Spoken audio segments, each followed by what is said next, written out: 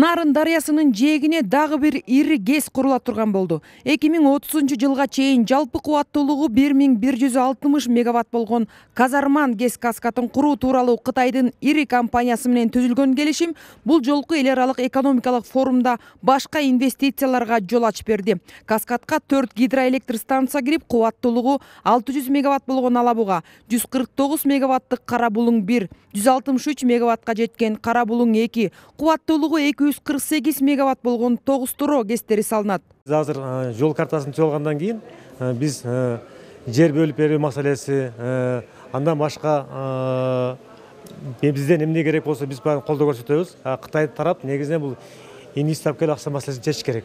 Сөзсүз бул убакытты талап кылат, бирок эми биз аракет кылып атабыз. Бул эртерээк ушул ишти баштап, эртерээк бүтүрүшүбүз керек деп.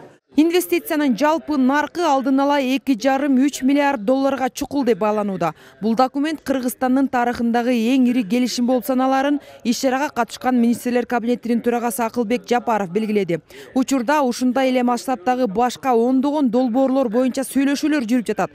Жакынкы жылдары Кыргызстан электр энергия тартыштыгын гана толтурбастан, жылына экспорттоодон $100 миллион табууга мүмкүндүк берген кубаттуулукка ишенимдүү чыга алат, деди Акылбек Жапаров. Казарман каскады рекордтук каржылоодогу инвестициялык макулдашуу болду деп айткым келет. Бул тарыхыбызда ири долбоорлордун бири болуп эсептелет. Энергетика тармагында бизде президентибиз Садыр Нуркожоевич Жапаровдун жетекчилигинин астында ондогон ири долбоорлор башталды. Ишке ашып жатат. Ошондуктан сиздерди Кыргызстандын күжүрмөн иштерине ишенимдүү түрдө кошуласыздар деп ишенебиз. Кытай ишкерлери менен сүйлөшүлгөн кийинки долбоор айыл чарба азыктарын изилдөө үчүн биргелешкен лаборатория ачуу жана товар ташууга тоскоолдуктарды жоюучу атайын борбор түзүү.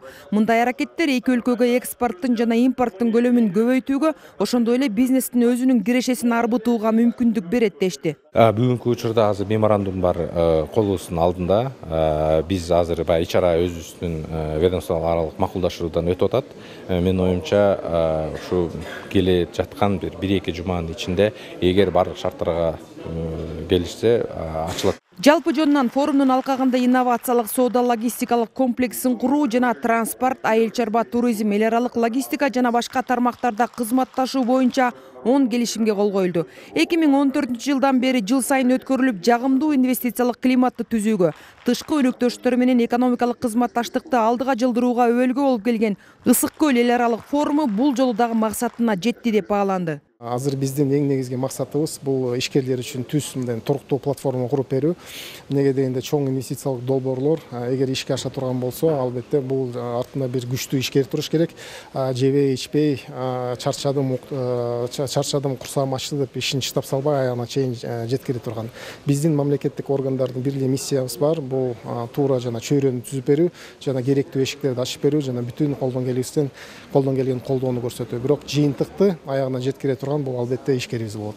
Россиядан, Азербайжандан, Өзбекстандан жана Кытайдан келген 500гө чукул ишкердин башын бириктирген форумдун алкагында айыл чарба, энергетика, креативдүү экономика, өнөр жай кооперациясы жана курулуш тармактары боюнча панелдик талкуулар уюштурулуп, маалымат жана тажрыйба алмашуу жүрдү.